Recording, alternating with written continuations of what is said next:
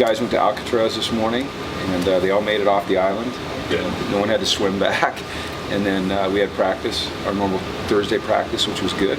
So tonight we're going to have a team and family Christmas or holiday dinner, which is great. We'll sing some Christmas carols, and Santa will be there to give out the gifts, and it's families. It should be neat. So it's been a good trip so far, and practices have been great, and hopefully we can go out and play well. What has this class meant to the program, the senior class? Well, shoot, they've set the foundation of the culture that we're trying to build, and they've won a lot of games. If they can win this one, it'll be more than any class has ever won, I think, in a 4-year time, which is, to me, a great tribute to those young men, and the way they came in here and applied themselves and bought into what we're trying to become, and I think they've just set a great example for those that are following them.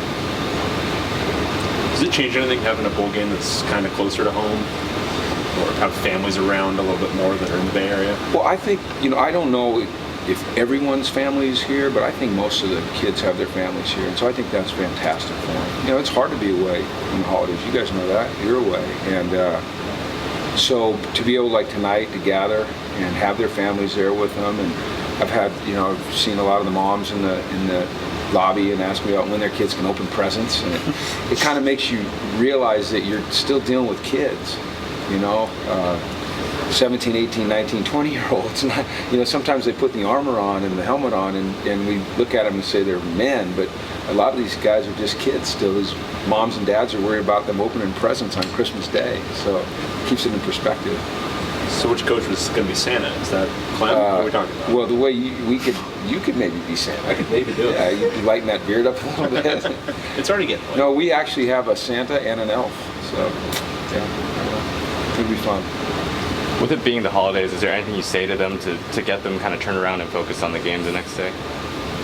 No, we'll go into our 48-hour routine. We had our normal practices today, our normal meetings this morning. The deviation was going to Alcatraz. I think tonight just being together will be great for them. I think that'll keep them focused.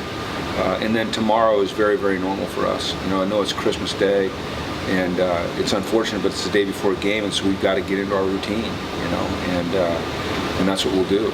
So we'll start early with meetings at 7, and we'll go all day just like we normally would do on the day before a game. With the offensive line depth, what it is, or isn't, or the lack of, I guess the other side of that is that some guys get reps that hadn't normally gotten reps during the season. How important was that for their development?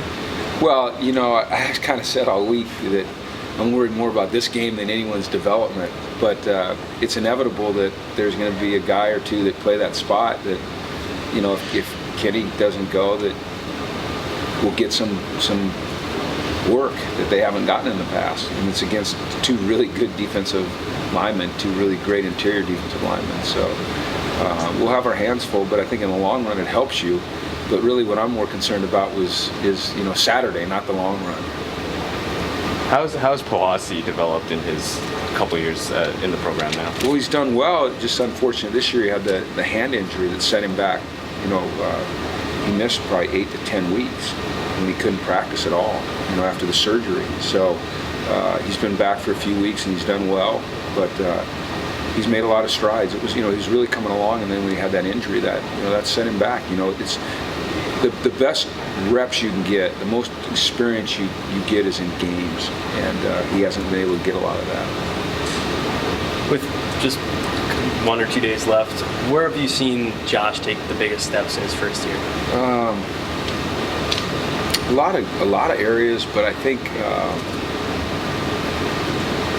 developing as a leader, and just the way he handles himself every day around his teammates, and I think it's represented by the way that they treat him, and the respect that they show him, and him in turn the respect he shows them. I mean, It's just he's got a really great relationship with his teammates, all of them. You know, not just the other quarterbacks or the receivers or the backs, but the offensive line, the defense.